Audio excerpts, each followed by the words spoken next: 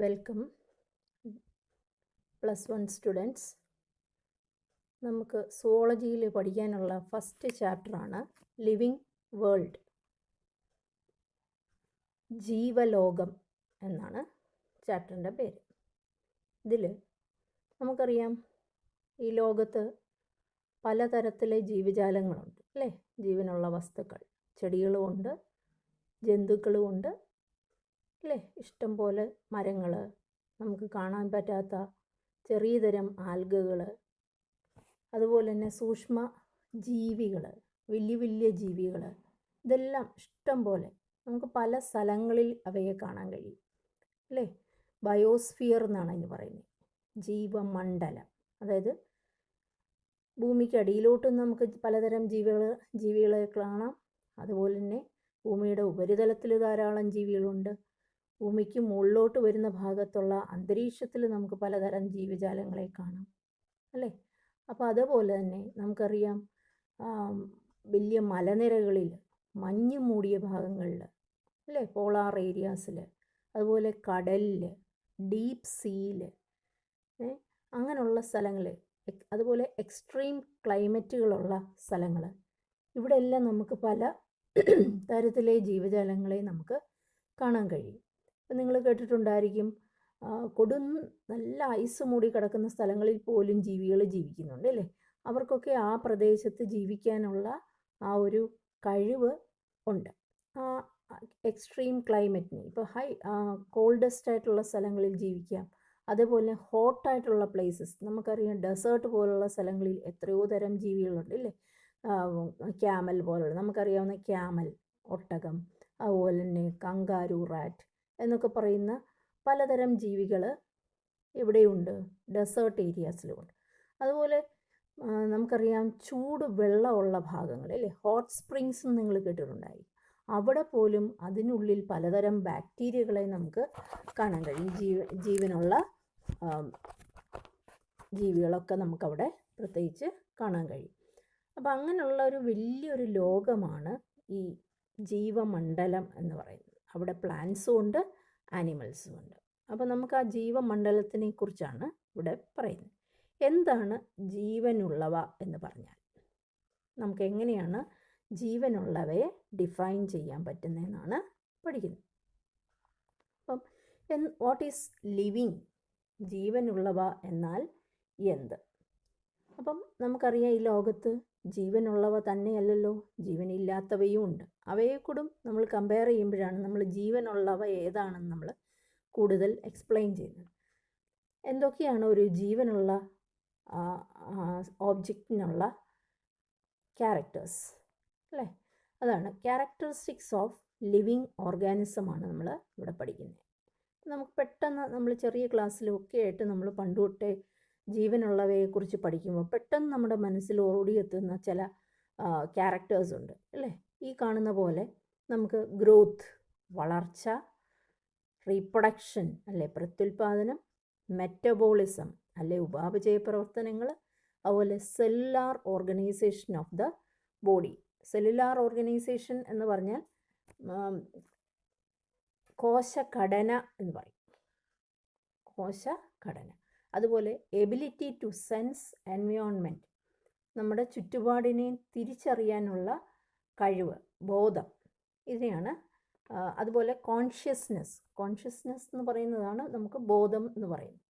അപ്പം ഇത്രയും കാര്യങ്ങൾ നമ്മൾ കേട്ടിട്ടുണ്ട് അല്ലേ? അപ്പോൾ ഇതിനെക്കുറിച്ച് ഓരോന്നായിട്ടും എന്തൊക്കെയാണ് ഒരു ലിവിങ് സിസ്റ്റത്തിന് ഉള്ള സ്വഭാവ ഗുണങ്ങൾ എന്നുള്ളത് നമുക്ക് കൂടുതൽ അണ്ടർസ്റ്റാൻഡ് ചെയ്യാം ഈ ഒരു ചാപ്റ്ററിൽ. ആദ്യമായിട്ട് നമ്മൾ ഗ്രോത്തിനെ കുറിച്ചാണ്. നമുക്ക് വളർച്ചയെക്കുറിച്ച് അറിയാം, ജീവനുള്ള എല്ലാ വസ്തുക്കളും വളരും അല്ലേ? അപ്പോൾ എന്തൊക്കെയാണ് വളർച്ച എന്ന് പറഞ്ഞാൽ? നോക്കി, എല്ലാ ജീവജാലങ്ങളും വളരാറുണ്ട് അല്ലേ? All living organisms grow. ഇനി എന്താണ് ഗ്രോത്ത് എന്ന് പറഞ്ഞാൽ? നോക്കി, growth means increase in mass and increase in number of individuals are twin characteristics of growth. അതായത് ഇൻക്രീസ് ഇൻ മാസ് എന്ന് പറഞ്ഞാൽ നമ്മുടെ വലിപ്പം കൂടിക്കൊണ്ടേയിരിക്കുന്നു അല്ലേ? അതിനെ നമ്മൾ ഗ്രോത്ത് എന്ന് പറയാം. ഇപ്പം നമുക്ക് അറിയാം നമ്മൾ ഈ ലോകത്തുള്ള എല്ലാ ജീവജാലങ്ങളും ഉണ്ടാകുന്നത്, അതായത് നമ്മളിപ്പോൾ എടുത്ത് പറയുക ആനിമൽസിൻ്റെ കേസായാലും പ്ലാന്റ്സിൻ്റെ കേസായാലും നമ്മൾ പറയുമ്പോൾ it is found from A single cell, അല്ലേ, ഒറ്റ സെൽ. ഇപ്പം മനുഷ്യൻ്റെ ഡെവലപ്മെൻ്റ് ആണ് ഈ കാണിച്ചേക്കുന്നത്. ഒറ്റ കോശത്തിൽ നിന്നാണ്, നമ്മൾ സൈഗോട്ട് എന്ന് പറയുന്ന ഒരു കോശത്തിൽ നിന്നാണ് നമ്മളിങ്ങനെ വളർന്ന് അല്ലേ ഒരു കുഞ്ഞായിട്ട് ഡെവലപ്പ് ചെയ്ത് വരുന്നത്. ഇത് അമ്മയുടെ യൂട്രസിനുള്ളിൽ ഇരുന്ന് വളരുന്ന ഘട്ടങ്ങളെയാണ് ഈ കാണിച്ചേക്കുന്നത്. അങ്ങനെ ഒരു പൂർണ്ണ വളർച്ച എത്തിയ ഒരു കുഞ്ഞ് ഡെലിവർ ആകുന്നു, അല്ലെ പിന്നെ പുറത്ത് വരുന്നു, അല്ലേ, പ്രസവിക്കുന്നു. അങ്ങനെ പ്രസവിച്ച് കഴിഞ്ഞ കുഞ്ഞ് പല ഘട്ടങ്ങളായിട്ട് വളർന്ന് ഒരു പല സ്റ്റേജസിൽ കൂടെ കടന്നു പോവുകയാണ്, അല്ലേ. ആ സമയത്ത് ഈ ഏകകോശത്തിൽ നിന്ന് ഇത്രയിലേക്ക് മാറി വന്നപ്പോൾ ഈ സൈസ് അവരുടെ, അതായത് മാസ് ഇൻക്രീസ് ചെയ്യുകയാണ്, അല്ലേ. അപ്പോൾ ഒരു കുട്ടി ചെറുതിൽ നിന്ന് വലുതാകുന്നു, കാലും കൈയും വളരുന്നു, വലുതാകുന്നു, പിന്നെയും വലുതാകുന്നു. പക്ഷേ ഇവിടെ നമ്മൾ ശ്രദ്ധിച്ചാൽ നമുക്കൊരു കാര്യം മനസ്സിലാവും. മനുഷ്യന് അല്ലെങ്കിൽ മൃഗങ്ങൾക്ക് അല്ലെങ്കിൽ ജന്തുക്കൾക്ക് ഒരു പരിധിക്കപ്പുറം വളരാൻ പറ്റത്തില്ല, അല്ലേ. അവരുടെ ഒരു വളർച്ചാ ഘട്ടം എന്ന് പറഞ്ഞു കഴിഞ്ഞാൽ നമുക്കറിയാം ഒരു 20, 21 അല്ലെ 24, അതിനപ്പുറം നമ്മൾ വളരാറില്ല. പിന്നെ വളരുന്നതെന്ന് പറഞ്ഞു കഴിഞ്ഞാൽ നമുക്കറിയാം അവർക്ക് അവരുടെ ബോഡി മാസ് ഇൻക്രീസ് ചെയ്തുള്ളൂ, അതായത് സെല്ലിൻ്റെ വലിപ്പം കൂടത്തേ ഉള്ളൂ. സെൽ ഡിവിഷൻ നടക്കുന്നുണ്ടോ? ഇല്ല. നമുക്കറിയാം ഇവിടെ നിന്ന് ഏകകോശത്തിൽ നിന്ന് അവർ ഇത്രയും വളരുന്നത് സെൽ ഡിവൈഡ് ചെയ്താണ്, അല്ലേ. അങ്ങനെ സെൽ ഡിവൈഡ് ചെയ്യുന്നത് കൊണ്ട് അതും ഒരു വളർച്ചയാണ്. അതുപോലെ തന്നെ ഒരു വളർച്ചാ ഘട്ടം എത്തിക്കഴിയുമ്പോൾ പിന്നെ നമ്മൾക്ക് കാണുന്നത് അവരുടെ സെല്ലിൻ്റെ സൈസ് ഇൻക്രീസ് ചെയ്യും. അപ്പോഴാണ് നമുക്ക് വണ്ണമൊക്കെ ഉണ്ടായി വരുന്ന അവസ്ഥ, അല്ലേ. അപ്പോൾ increase in mass and increase in അതുപോലെ increase in number of individuals നമുക്ക് റീപ്രൊഡ്യൂസ് ചെയ്യുമ്പോഴാണ് അതിൻ്റെ കാര്യങ്ങൾ നമ്മൾ പറയുന്നത്, അല്ലേ. അപ്പോൾ ഇവിടെ നമുക്ക് ആനിമൽസിൻ്റെ കേസിൽ പറഞ്ഞു കഴിഞ്ഞാൽ ആനിമൽസ് ഒരു നിശ്ചിത ഘട്ടത്തിൽ മാത്രം അവരുടെ ഗ്രോത്ത് എൻഡ് ചെയ്യും. അതേസമയം പ്ലാന്റിനെ നമ്മൾ എടുത്തേ, ഒരു പ്ലാന്റ് എന്ന് പറയുമ്പോൾ ആ പ്ലാന്റ് വളരുന്ന ഘട്ടം എന്ന് പറയുന്നത് അവർ ജീവിതകാലം മൊത്തം അവിടെ സെൽ ഡിവിഷൻ നടക്കുകയാണ്, അല്ലേ. സെല്ല് ഡിവൈഡ് ചെയ്താണ് പോകുന്നത് പ്ലാന്റ്സിൻ്റെ കേസ്. അതേസമയം ആനിമൽസിൻ്റെ കേസിൽ അങ്ങനെയല്ല. പ്ലാന്റ്സിനെ പോലെ വളരുമോ ആനിമൽസ്? ഇല്ല. അപ്പോൾ നമ്മളിവിടെ എന്താണ് പറഞ്ഞിരിക്കുന്നത്? ഗ്രോത്തിനെ കുറിച്ച്. ഇപ്പോൾ unicellular and multicellular organism grow by cell division. Unicellular ആയാലും മൾട്ടി സെല്ലാർ ആനിമൽസ് ആയാലും ഏത് ഓർഗാനിസംസ് ആയാലും ദേ മൾട്ടിപ്ലൈ എന്ന് പറഞ്ഞാൽ വിഭജിച്ചിട്ടാണ് എന്ത് ചെയ്യുന്നത്? വളരുന്നത്. ഇനി ഞാനിപ്പോൾ പറഞ്ഞ കാര്യമാണ്, what is the difference between the growth of plants and animals? പ്ലാന്റും ആനിമലും തമ്മിലുള്ള വ്യത്യാസം എന്താണ്, അല്ലേ. ആനിമൽസിൻ്റെ കാര്യം ഞാൻ പറഞ്ഞു, ഒരു നിശ്ചിത ഏജ് വരെ അവർ വളരത്തുള്ളൂ. But in plants growth of cell division occurs continuously throughout their life span.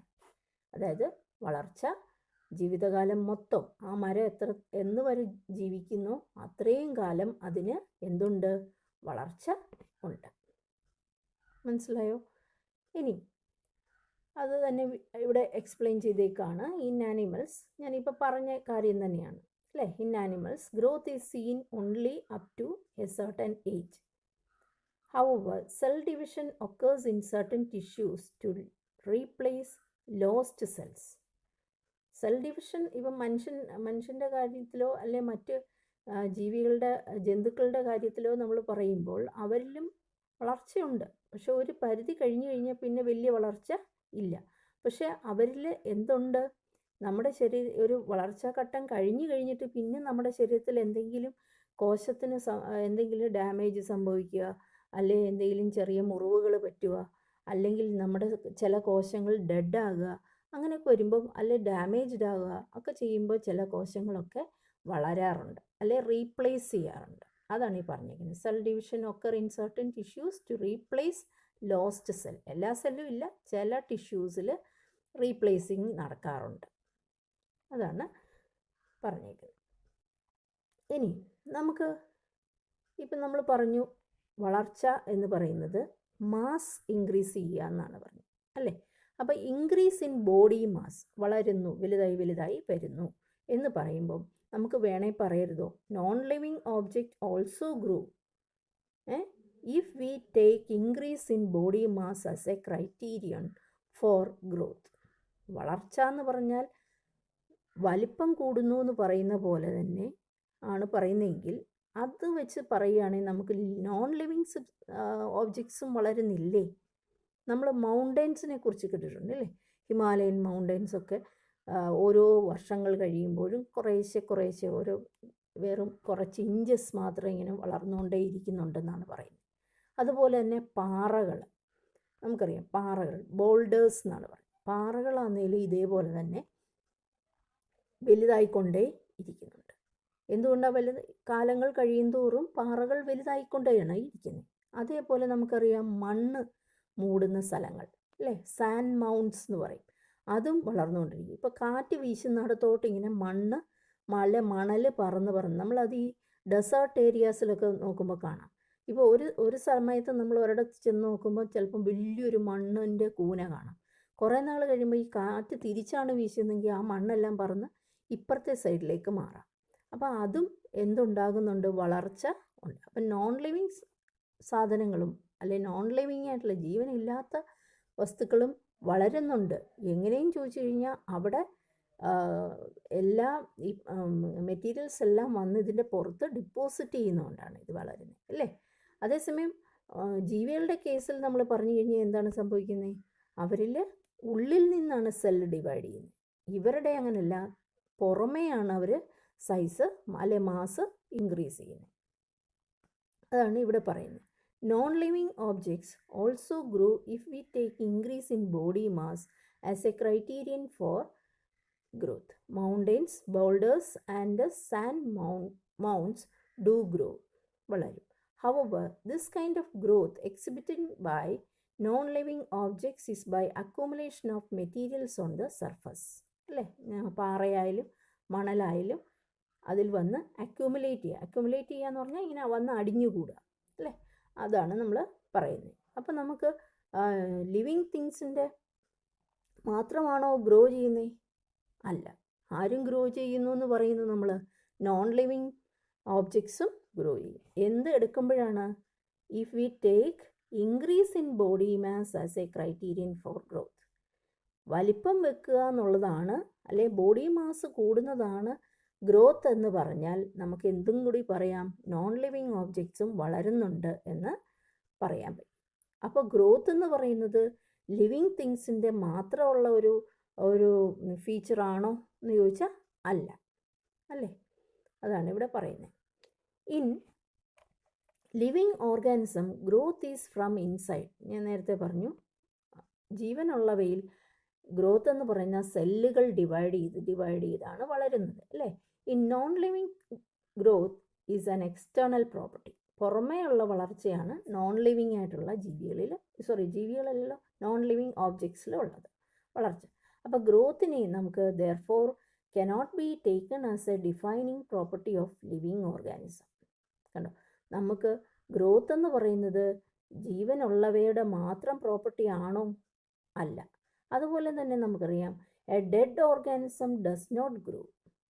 Dead organism എന്ന് പറയുന്നത് വളരാറില്ല അല്ലേ? ഈ രണ്ട് കാര്യങ്ങൾ വെച്ച് പറയുമ്പോൾ growth is not a defining property of living things. അതായത് ലിവിങ് തിങ്സിൻ്റെ മാത്രമുള്ളൊരു പ്രോപ്പർട്ടി ആണോ ഗ്രോത്ത് എന്ന് പറയുന്നത്?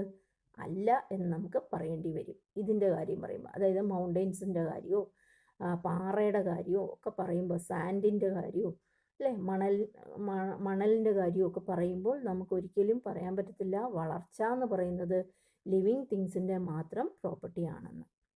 So growth is not a defining property of living things എന്ന് പറഞ്ഞ് നമ്മൾ നിർത്തുകയാണ് അല്ലേ? അപ്പോൾ ഇവിടെ നമ്മൾ പ്രൂവ് ചെയ്യുകയാണ് ഗ്രോത്ത് എന്ന് പറയുന്നത് ലിവിങ് ഓർഗാനിസം തന്നല്ല, ആരുകൂടി വളരുന്നുണ്ട്? നോൺ ലിവിങ് ഓബ്ജക്ട്സ് കൂടി വളരുന്നു എന്ന് മാത്രമാണ് ഇവിടെ പറയുന്നത്. ഇനി അടുത്ത പ്രോപ്പർട്ടി എന്ന് പറയുന്നത് reproduction is A characteristics of living organism. അപ്പം നമ്മൾ ഗ്രോത്ത് ജീവനുള്ളവയുടെ മാത്രമല്ല എന്ന് പറയുമ്പോൾ നമുക്ക് അടുത്ത ഒരു പ്രോപ്പർട്ടി എടുത്ത് നോക്കാം. റീപ്രൊഡ്യൂസിങ് കപ്പാസിറ്റി അല്ലേ? റീപ്രൊഡ്യൂസ് ചെയ്യുക, പ്രത്യുൽപാദനം. Is a characteristic of living organism. നമുക്ക് നോക്കാം അതെങ്ങനെയാണ് ഡിസ്ക്രൈബ് ചെയ്യുന്നത്. റീപ്രൊഡക്ഷൻ നമുക്ക് എല്ലാവർക്കും അറിയാം അല്ലേ, ഒരു ജീവിയിൽ നിന്ന് അതിൻ്റെ യങ് വൺസ് പ്രൊഡ്യൂസ് ചെയ്യുന്നു, അല്ലെ അതിൻ്റെ കുഞ്ഞുങ്ങളെ പ്രൊഡ്യൂസ് ചെയ്യുന്നു, അതിനെയാണ് നമ്മൾ റീപ്രൊഡ്യൂസ് ചെയ്യുക എന്ന് പറയുന്നത് അല്ലേ. In a multicellular organism reproduction refers to the production of progeny possessing features more or less similar to those of parent. അതായത് ഒരു multi cellular organism, multi cellular എന്ന് പറഞ്ഞാൽ ബഹുകോശ ജീവികൾ അവരിൽ റീപ്രൊഡക്ഷനെ നമുക്ക് എങ്ങനെ പറയാം, is the production of progeny. എന്താ ഈ പ്രോജനി എന്നുള്ള വാക്ക്, പ്രോജനി എന്ന് പറഞ്ഞാൽ യങ് വൺസ്, ഇങ്ങനെയുള്ള ചില വാക്കുകൾ നമുക്ക് ബയോളജിയിൽ പഠിക്കാനുണ്ട്. അപ്പോൾ ആ വാക്കുകളൊക്കെ നമ്മൾ ഒന്ന് ശ്രദ്ധിച്ച് വെക്കുക, അതൊക്കെ പിന്നീട് ഇനി എപ്പോഴും പറയും നമ്മൾ. അപ്പോൾ ഈ പ്രോജനി എന്ന് പറഞ്ഞാൽ യങ് വൺസ് അല്ലെങ്കിൽ അതിൻ്റെ കുഞ്ഞുങ്ങളെന്നാണ് ഉദ്ദേശിക്കുന്നത്. Possessing features more or less similar to those of parents അല്ലേ. ഇപ്പോൾ ആനയുടെ കുഞ്ഞ് എന്ന് പറയുമ്പോൾ ആനയുടെയൊക്കെ ഒട്ടുമിക്ക ഒരു 99% ഫീച്ചേഴ്സ് എല്ലാം തന്നെ അതേപോലെ ഈ പേരൻറ്റിൻ്റെ അതുപോലെ കിട്ടിയിട്ടുണ്ടായിരിക്കും അല്ലേ. അപ്പോൾ 100% നമുക്ക് വേണേൽ പറയാം ഇതിൻ്റെ കുഞ്ഞിനെ കണ്ടാൽ ഇതേപോലെയാണ് ഇരിക്കുന്നത്. അപ്പോൾ അതിന് more or less similar characters പേരൻസിൻ്റെ ഉള്ള ഒരു യങ് വണ്ണിന് അതിനെ പ്രൊഡ്യൂസ് ചെയ്യാൻ പറ്റും. ആരിൽ? മൾട്ടി സെല്ലുലാർ ഓർഗാനിസത്തിൽ അല്ലേ, റീപ്രൊഡക്ഷൻ വലിയ ജീവി. അതേസമയം നമ്മൾ റീപ്രൊഡക്ഷൻ ഇനി മറ്റ് യൂണിസെല്ലാർ പോലുള്ള ജീവികളിലുണ്ടെന്ന് നമുക്കറിയാം. അപ്പോൾ അതിനെക്കുറിച്ച് പറയുന്നതിന് മുമ്പ് റീപ്രൊഡക്ഷൻ 2 ടൈപ്പാണുള്ളത് അല്ലേ, നമ്മൾ പഠിച്ചിട്ടുണ്ട്. സെക്ഷൽ റീപ്രൊഡക്ഷൻ എന്നും എസെക്ഷൽ റീപ്രൊഡക്ഷൻ എന്നും പറയും അല്ലേ. സെക്ഷൽ റീപ്രൊഡക്ഷൻ എന്ന് പറഞ്ഞാൽ ലൈംഗികമായിട്ടുള്ള റീപ്രൊഡക്ഷൻ, അലൈംഗിക റീപ്രൊഡക്ഷനാണ് എസെക്ഷൽ റീപ്രൊഡക്ഷൻ എന്ന് പറയുന്നത്. അപ്പോൾ എന്താണ് നോക്കാം. ഇപ്പം നമ്മൾ റീപ്രൊഡക്ഷൻ പിന്നെ താണതരം ജീവികളിലൊക്കെ വരുന്നത് എസെക്ഷൽ റീപ്രൊഡക്ഷനാണ് അല്ലേ. അവിടെ പ്രത്യേകിച്ച് ഇപ്പോൾ എടുത്തു പറയേണ്ടതാണ് ഫംഗസുകളിൽ, fungi multiply and spread easily due to the millions of asexual spores they produce. ഇപ്പോൾ ഇത് നിങ്ങൾക്ക് കണ്ടറിയാം, ഫംഗസ് ആണ് അല്ലെങ്കിൽ നമ്മുടെ കൂൺ വർഗത്തിൽ വരുന്ന ഒരു ജീവിയാണ് അല്ലെ, സസ്യമാണെന്ന് നമുക്ക് പറയാം അല്ലേ. കൂണിനെ നമ്മൾ പിന്നെ സസ്യമായിട്ട് അതും ഭയങ്കര കോൺട്രവേഴ്സി ആയിട്ട് കിടക്കുന്നതാണ്. നമ്മൾ ഇതിൻ്റെ അകത്ത് ഹരിതകമില്ല എന്നൊക്കെ പറയാറുണ്ട്. അപ്പോൾ ഈ കൂണിൽ നമുക്കറിയാം, ഈ കൂണിൻ്റെ അടിയിൽ ഉള്ള ഈ ഇതളുകൾ പോലുള്ള ഭാഗത്താണ് അതിൻ്റെ പിന്നെ എന്തിരിക്കുന്നത്, സ്പോറുകളിരിക്കും. ഈ സ്പോറുകൾ വളർന്നിട്ടാണ് അടുത്ത കൂണ് ഉണ്ടാകുന്നത്. അപ്പോൾ ഈ കൂണ് നിൽക്കുന്ന സ്ഥലങ്ങളിലൊക്കെയാണ് ഇതിൻ്റെ പൊടികൾ വീണിട്ട് അവിടെ നിന്ന് പുതിയ കൂണ് ഉണ്ടാകും. നമ്മൾ പഠിച്ചിട്ടുണ്ട് ഇങ്ങനെ കൂണ് ഉണ്ടാവുന്നത് ഇത് മണ്ണിലാണ് ഉറങ്ങിക്കിടക്കും ഇല്ലേ, നാരുകൾ പോലെ, ഹൈഫേ എന്നൊക്കെയാണ് അതിന് പറയുന്നത്. അതൊക്കെ നിങ്ങൾ ഡീറ്റെയിൽ ആയിട്ട് ഫംഗസ് നമ്മൾ പഠിക്കുമ്പോൾ, ഫംഗയെ കുറിച്ച് പഠിക്കാനുണ്ട്, അവരുടെ കാര്യമൊക്കെ പഠിക്കുമ്പോൾ നിങ്ങൾക്ക് കൂടുതൽ അതിനെ കുറിച്ച് വേണം. അപ്പോൾ ഇപ്പം നമുക്ക് വേണ്ടത് ഇവരിൽ നിന്നുള്ള ചില പൊടികൾ, സ്പോറുകൾ പോലുള്ള സാധനങ്ങൾ വീണിട്ടാണ് ഇതിൻ്റെ നെക്സ്റ്റ് ജനറേഷൻ ഉണ്ടാകുന്നത് ഫംഗസുകളിൽ. അതുപോലെ തന്നെ ഈസ്റ്റ്, ഹൈഡ്ര പോലുള്ള ജീവികളിൽ നമ്മൾ കേട്ടിട്ടുണ്ട് അല്ലേ. ഇത് ഈസ്റ്റിൻ്റെ പടമാണ്. ഈസ്റ്റ് എന്ന് നമ്മൾ കണ്ടിട്ടുണ്ടല്ലേ, നമ്മൾ പിന്നെ അപ്പമൊക്കെ ഉണ്ടാക്കുമ്പോൾ നമ്മൾ ഈസ്റ്റ് ചേർക്കാറുണ്ട് അല്ലേ, കേക്ക് ഉണ്ടാക്കുമ്പോൾ ഈസ്റ്റ് ചേർക്കാറുണ്ട്. അങ്ങനെ ആ ഈസ്റ്റിൻ്റെ പടമാണ്. ഈസ്റ്റുകൾ എന്ന് പറയുന്നത് അവർ റീപ്രൊഡ്യൂസ് ചെയ്യുന്ന ഇങ്ങനെ ബഡ്സ് ഡെവലപ്പ് ചെയ്തിട്ടാണ്. ബഡ്ഡുകൾ പോലെ ഒരു ഈസ്റ്റിൻ്റെ മേത്ത് ഇങ്ങനെ കുഞ്ഞ് ഒരു ബഡ് ഡെവലപ്പ്, ആ ബഡ് ഇതിൽ നിന്ന് വിട്ടുപോയിട്ട് അതൊരു വേറെ ഒരു ഈസ്റ്റായിട്ട് മാറും അല്ലേ. അതുപോലെ നിങ്ങൾക്കറിയാം ഹൈഡ്ര എന്ന് നിങ്ങൾ കേട്ടിട്ടുണ്ടായിരിക്കും അല്ലേ. ഹൈഡ്രയിൽ നോക്കി ഇതേപോലെ മുകുളങ്ങൾ അല്ലേ, ബഡ് എന്ന് പറഞ്ഞാൽ മുകുളങ്ങൾ ഡെവലപ്പ് ചെയ്യുന്നു. ആ മുകുളങ്ങൾ വളർന്ന് കണ്ടോ വേറൊരു ഹൈഡ്ര കുഞ്ഞായിട്ട് മാറുന്നു. അതിങ്ങനെ വളർന്ന് വന്നിട്ട് ഇവിടെ വെച്ച് മുറിഞ്ഞ് അത് താഴെ വീണ് എവിടെയെങ്കിലും പറ്റി പിടിച്ചിരുന്ന് വളർന്ന് വേറൊരു ഹൈഡ്രയായിട്ട് മാറുന്നു. അപ്പോൾ ഓരോ ജീവികളുടെയും റീപ്രൊഡക്ഷനെ കുറിച്ചാണ് നമ്മൾ പറയുന്നത്. അപ്പോൾ ഈ ആദ്യം പറഞ്ഞ റീപ്രൊഡക്ഷൻ എന്ന് പറയുന്നത് ഇങ്ങനെ സ്പോറുകൾ വീണിട്ടാണ് റീപ്രൊഡ്യൂസ് ചെയ്യുക. എസ്പെഷ്യലി സ്പോറുകൾ താഴെ വീണിട്ട് ആ സ്പോറുകളിൽ നിന്ന് കുഞ്ഞു ഫംഗസുകൾ ഡെവലപ്പ് ചെയ്തു. പൊടി പോലുള്ള സാധനമാണ് ഈ സ്പോർ എന്ന് പറയുന്നത്. അതുപോലെ ഈ ഈസ്റ്റ്, ഹൈഡ്ര പോലുള്ള ജീവികളിൽ ബഡ്ഡിങ് എന്ന് പറയുന്ന പ്രോസസ്സിൽ കൂടാണ് അസെക്ഷൽ റീപ്രൊഡക്ഷൻ. ഇവിടെ സെക്ഷൽ അല്ല, വെറുതെ അതേന്ന് തന്നെ ഒരു കുഞ്ഞുണ്ടാവുകയാണ് അല്ലേ. ഇനിയും നിങ്ങൾ വേറൊരു ഇതേപോലുള്ളൊരു പ്രത്യേകതയുള്ളൊരു ജീവിയെക്കുറിച്ച് കേട്ടിട്ടുണ്ടായിരിക്കും, പ്ലനേറിയ എന്ന് പറയുന്നത് അല്ലേ. പ്ലനേറിയയെ നമ്മൾ റീപ്രൊഡ്യൂസ് ചെയ്യുന്നത് is reproduced by a process called regeneration, പുനരുജ്ജീവനം എന്ന് പറയും മലയാളത്തിൽ. കേട്ടിട്ടുണ്ടായിരിക്കും. അതായത് ഒരു പ്ലനേറിയ നിങ്ങൾക്കറിയാം, പ്ലനേറിയ എന്ന് പറയുന്നത് നമ്മൾ ശുദ്ധജലത്തിൽ അല്ലെങ്കിൽ ഈർപ്പമുള്ള സ്ഥലങ്ങളിലൊക്കെ കാണുന്ന ഒരു ജീവിയാണ് പ്ലനേറിയ. ഇതാണ് ഒരു പൂർണ്ണമായിട്ടുള്ള വളർച്ചയുള്ള പ്ലനേറിയ. ഇവിടെ നടുക്ക് കാണിച്ചേക്കുന്നത്. ഈ പ്ലനേറിയെ നമ്മൾ 3ആയിട്ട് മുറിച്ചതാണ് ഈ കാണിച്ചേക്കുന്നത്. കണ്ടോ, ഇതിൻ്റെ തലഭാഗം, ഇതിൻ്റെ സെൻട്രൽ ഭാഗം, ഇതിൻ്റെ വാല് ഭാഗം. കണ്ടോ, ഈ 3 ഭാഗത്തു നിന്നും നമ്മൾ മുറിച്ചിട്ട് കഴിഞ്ഞാൽ ഈ തലഭാഗത്തു നിന്ന് ഇതിൻ്റെ ബാക്കി ഡെവലപ്പ് ചെയ്തിട്ട് ഒരു പ്ലനേറിയ ഇങ്ങനെ ഉണ്ടാവും. ഇതിൻ്റെ വാല് ഭാഗത്തു നിന്ന് കണ്ടോ, ഇതിൻ്റെ മുകൾ ഭാഗം ഡെവലപ്പ് ചെയ്ത് വേറൊരു പ്ലനേറിയ ഉണ്ടാവും. ഇതിൻ്റെ സെൻട്രൽ ഭാഗത്തു നിന്ന് വേറൊരു പ്ലനേറിയ ഇതേപോലെ ഉണ്ടാവും. തലയും വാലും എല്ലാം കൊണ്ട് ഡെവലപ്പ് ചെയ്തിട്ടുണ്ടാവും. അപ്പോൾ അങ്ങനെ ഒരു ജീവി ഫ്രാഗ്മെൻ്റ് ആയാൽ, മുറിഞ്ഞു പോയാൽ, ആ മുറിഞ്ഞ കഷ്ണത്തിൽ നിന്നാണ് ഡെവലപ്പ് ചെയ്യുന്നത്, ഓരോ പ്ലനറി ആയിട്ട് ഡെവലപ്പ് ചെയ്യുന്നത്. അങ്ങനെ റീപ്രൊഡ്യൂസ് ചെയ്യുന്നതിനെ പറയുന്നതാണ് റീജനറേഷൻ എന്ന് പറയുന്നത്. ഇത് നിങ്ങൾ നമ്മുടെ ശരീരത്തിൽ ഈ പവർ ഓഫ് റീജനറേഷൻ ചെറിയ രീതിയിലുണ്ട്. നമുക്കറിയാലോ, നമ്മുടെ കൈയൊക്കെ മുറിഞ്ഞു കഴിഞ്ഞാൽ വിരലുകളൊക്കെ എന്തെങ്കിലും നമ്മൾ അരിയുകയൊക്കെ ചെയ്യുമ്പോൾ, ബ്ലേഡ് എടുക്കുകയൊക്കെ ചെയ്യുമ്പോൾ മുറിയാറുണ്ട്. ആ മുറിഞ്ഞ ഭാഗം അതുപോലെ പൊളന്ന് തന്നെയാണോ ഇരിക്കുന്നത്? അല്ല. 2-3 ദിവസം കഴിയുമ്പോൾ നമുക്ക് കാണാം അവിടെ എല്ലാം നിറഞ്ഞ് സെൽസ് വന്ന് മൂടി അവിടെ അങ്ങ് അടഞ്ഞു പോകും അല്ലേ. അതേപോലെ നിങ്ങൾ പല്ലിയുടെ കാര്യം അറിയാം. പല്ലി വാല് മുറിച്ച് കളയും. പക്ഷെ ആ പല്ലിക്ക് കുറച്ച് ദിവസം കഴിയുമ്പോഴത്തേക്കിന് വാല് കിളിർത്ത് വരുന്ന കാണാം അല്ലേ. അതെല്ലാം ഏത് ടൈപ്പ് ഓഫ് പ്രോപ്പർട്ടിയാണ്? റീജനറേഷൻ എന്ന് പറയും. അതിൻ്റെ ബാക്കി ഭാഗം കിളിക്കുക. അപ്പോൾ ചില ജീവികൾ സ്പോറുകൾ വഴി ഡെവലപ്പ് ചെയ്യുന്നു, ചില ജീവികൾ ബഡ്സ് വഴി ഡെവലപ്പ് ചെയ്യുന്നു, ചില ജീവികൾ എന്ത് ചെയ്യുന്നു? ഫ്രാഗ്മെൻറ്റേഷൻ വഴി ഡെവലപ്പ് ചെയ്യുന്നു. അതാണ് നമ്മൾ ഈ പറഞ്ഞത്. അതുപോലെ തന്നെ ഫംഗസ് പോലുള്ള ജീവികളുടെ ഫ്രാഗ്മെൻറ്റേഷൻ എല്ലാം നമ്മൾ പറഞ്ഞു അല്ലേ. അതൊക്കെ ഒന്നുകൂടെ ഒന്ന് പറഞ്ഞേക്കാണ്. ഫംഗസ് എന്ന് പറയുന്നത് നമ്മൾ ഈ കൂണ് പോലുള്ള സാധനങ്ങൾ തന്നെയാണ്. നമ്മൾ ബ്രെഡൊക്കെ മേടിച്ച ബ്രെഡിൻ്റെയൊക്കെ പുറത്ത് 2-3 ദിവസം ഡേറ്റ് ഒക്കെ കഴിഞ്ഞ് ബ്രെഡ് ഇരിക്കുന്ന കണ്ടിട്ടുണ്ടോ നിങ്ങൾ?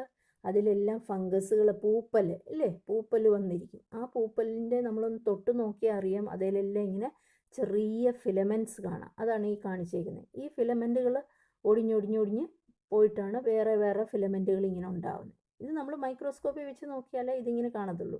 അല്ലാതെ നമ്മൾ നോക്കി ഇങ്ങനെ നൂല് പോലെ നിൽക്കുന്ന കാണാം. കണ്ടിട്ടുണ്ടായിരിക്കുമല്ലോ. അതാണ് ഫ്രാഗ്മെൻറ്റേഷൻ. അതുപോലെ ഇതും ഉണ്ട്. ഇതൊരു ആൽഗയാണ് ഈ കാണിച്ചേക്കുന്നത്. സ്പൈറോഗൈറ എന്ന് പറയുന്ന ഒരു ആൽഗയുടെ പടമാണ്. അതും ഫ്രാഗ്മെൻറ്റേഷൻ വഴിയാണ് ഉണ്ടാകുന്നത്. ഇത് വേറൊരു മോസ്, നമ്മൾ ഈ ഒരു തരം പായലാണിത്. മോസസ് എന്ന് പറയുന്നത് തന്നെ നമ്മൾ ഈ മതിലിലൊക്കെ കാണുന്ന ഒരു തരം പായലാണ്. അതും ഇങ്ങനെ മുറിഞ്ഞിട്ടാണ് റീപ്രൊഡ്യൂസ് ചെയ്യുന്നത്. അപ്പോൾ ഇങ്ങനെയുള്ള പലതരത്തിലെ അസെക്ഷൽ റീപ്രൊഡക്ഷനുകൾ നമ്മൾ കാണാം. പിന്നെ വേറൊരു തരം റീപ്രൊഡക്ഷൻ നമ്മൾ കാണുന്നതെന്ന് പറയുന്നത് അമീബയെ പോലുള്ള അല്ലെ ബാക്ടീരിയ പോലുള്ള യൂണിസെല്ലാർ ജീവികളിൽ, അമീബ ബാക്ടീരിയ പോലുള്ള ജീവികളിൽ നമുക്ക് കാണുന്ന ഒരു കാര്യമാണ് ഈ ഒരു സെല്ല് മുറിഞ്ഞ് 2 സെല്ലായിട്ട് മാറും. നിങ്ങൾ കേട്ടിട്ടുണ്ടായിരിക്കും, അതായത് ബൈനറി ഫിഷൻ എന്നൊക്കെ പറയും അല്ലേ. അതായത് ഒരു ബാക്ടീരിയൽ സെല്ല് 2ആയിട്ട് മുറിഞ്ഞിട്ട് 2 കോശങ്ങളായിട്ട് മാറുന്നു. നമുക്കറിയാലോ, ബാക്ടീരിയ എന്നായാലും അമീബ എന്ന് പറയുന്നത് ഏകകോശമാണ് അല്ലേ. ആ ഏകകോശം മുറിഞ്ഞ് നമുക്ക് ഇവിടെ രണ്ടെണ്ണമായിട്ട് മാറുന്നു. അപ്പോൾ ഇവിടെ ഗ്രോത്തിനെ കുറിച്ച് നമ്മൾ എടുത്ത് പറയുമ്പോൾ, ഗ്രോത്ത് എന്ന് പറയുന്നത് സൈസ് ഇൻക്രീസ് ചെയ്യുവാണോ? അല്ല, ഇവിടെ അല്ല അല്ലേ. ഇവിടെ ഒരു റീപ്രൊഡക്ഷൻ്റെ അകത്ത്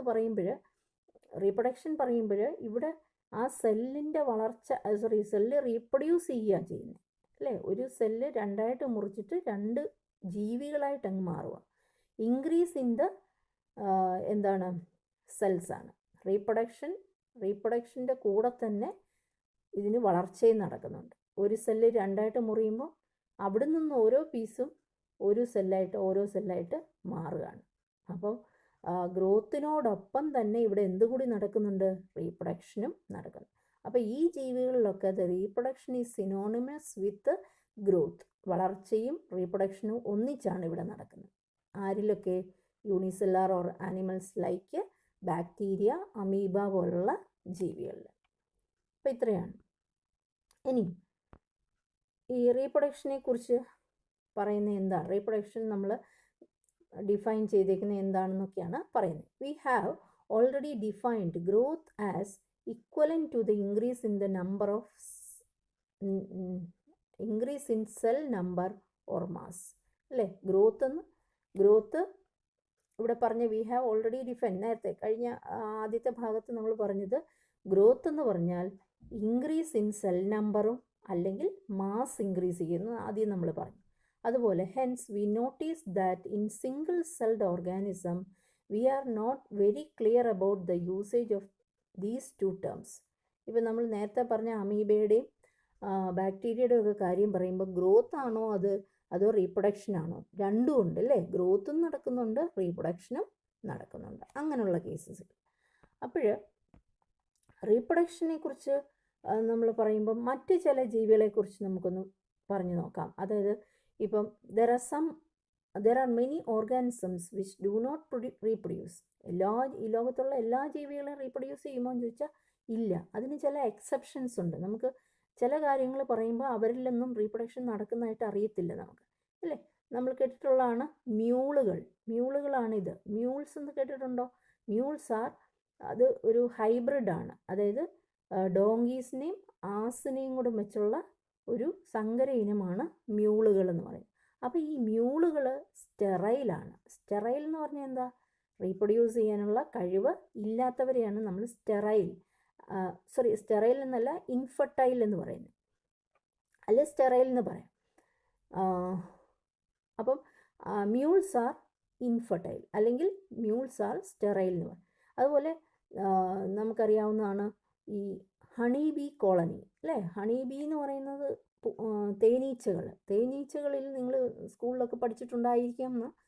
തേനീച്ച കൂട്ടിൻ്റെ അകത്തൊരു റാണി ഉണ്ടായിരിക്കും, പിന്നെ ഒരു ഡ്രോണുകളെന്ന് പറഞ്ഞ ഹണി ബീസ് ഉണ്ട്, ഡ്രോൺസ്. അതിൻ്റെ മലയാളം എന്ന് പറയുന്നത് ഹണി ബീകളാണ്. പിന്നെ വർക്കേഴ്സ് എന്ന് പറയുന്ന ഹണി ബീസ് ഉണ്ട്. ഈ വർക്കേഴ്സാണ് ശരിക്കും എന്ത് ചെയ്യുന്നത്? തേൻ കളക്ട് ചെയ്യാൻ പോകുന്ന ആൾക്കാർ, ജോലിക്കാരാണ്. അവർ യഥാർത്ഥത്തിൽ അവർക്ക് റീപ്രൊഡ്യൂസ് ചെയ്യാനുള്ള കഴിവ് ഇല്ലാത്തവരാണ്. അപ്പം സ്റ്റെറൈൽ ആയിട്ടുള്ള വർക്കർ ഹണി ബീസ് ഉണ്ട്, അവർക്ക് റീപ്രൊഡ്യൂസ് ചെയ്യാനുള്ള കഴിവ് ഇല്ലാത്തവരാണ്. അതുപോലെ നമുക്കറിയാം, മനുഷ്യൻ്റെ കേസ് എടുത്ത് നോക്കിയേ, എല്ലാ മനുഷ്യർക്കും റീപ്രൊഡ്യൂസ് ചെയ്യാനുള്ള കഴിവുണ്ടോ? നമ്മുടെ സമൂഹത്തിൽ തന്നെ നമുക്കറിയാം ഇൻഫെർട്ടൈലായിട്ടുള്ള കപ്പിൾസ് ഉണ്ട്, അല്ലേ? ദമ്പതിമാരുണ്ട്. അതായത് റീപ്രൊഡക്ഷൻ ചെയ്യാൻ പറ്റാത്ത ആൾക്കാർ, അല്ലെ അവർക്ക് ആ കഴിവ് ഇല്ലാത്ത ആൾക്കാർ എത്രയോ ആൾക്കാരുണ്ട്.